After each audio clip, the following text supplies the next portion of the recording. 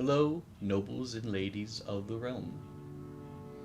I am Brush Knight, and I will be talking to you about some of the tools that I use in my everyday hobby that make my workflow a little bit better.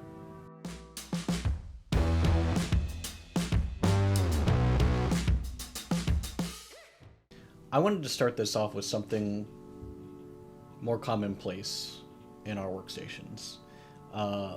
Here I have the Citadel brand paint handle, and this thing has served me for years. A good paint handle makes painting so much easier. You can turn the model in different ways to get some of those pesky corners of the miniature, and whether you buy your own or you make your own, which this will come up later, it gives you better control and it keeps your grubby little fingers off your mini. Do you have some empty paint pots lying around? Don't throw them away. You can easily make these into alternative paint handles.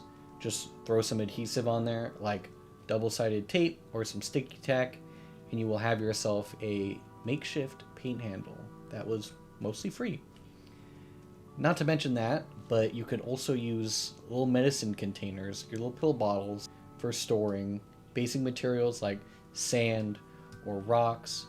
But do you know what they are also good at? They are good at being paint handles.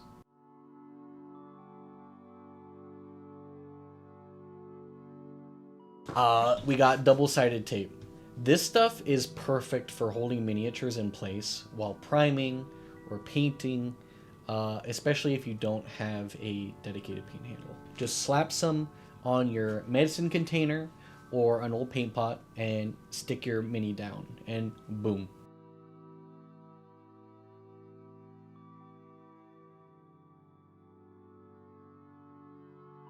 Coffee stirrers and craft sticks are super useful for mixing paints as basing materials, and they work as a painting handle for small parts of a miniature if you're painting in sub-assemblies.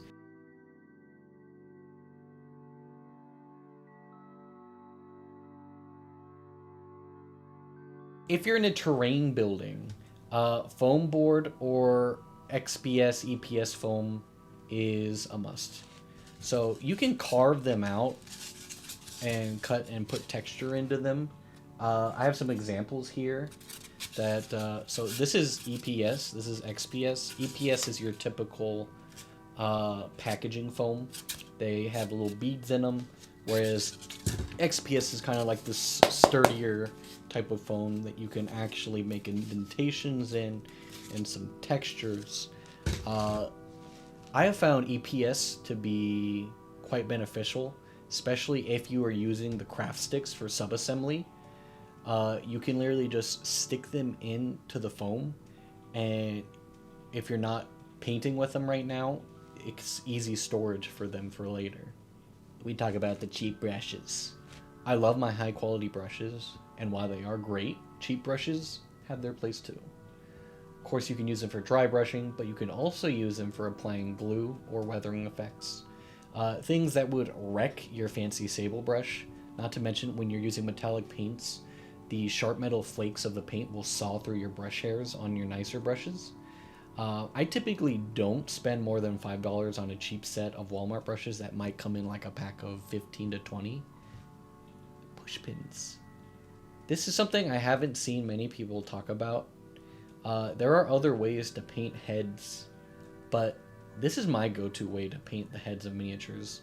So all you do is you take some of the double-sided tape, wrap it around that flat top of the pin, and now you can hold heads onto it and stick it in the foam that you have like lying about. That way, if you're not working with it in the moment, it can sit over on the side.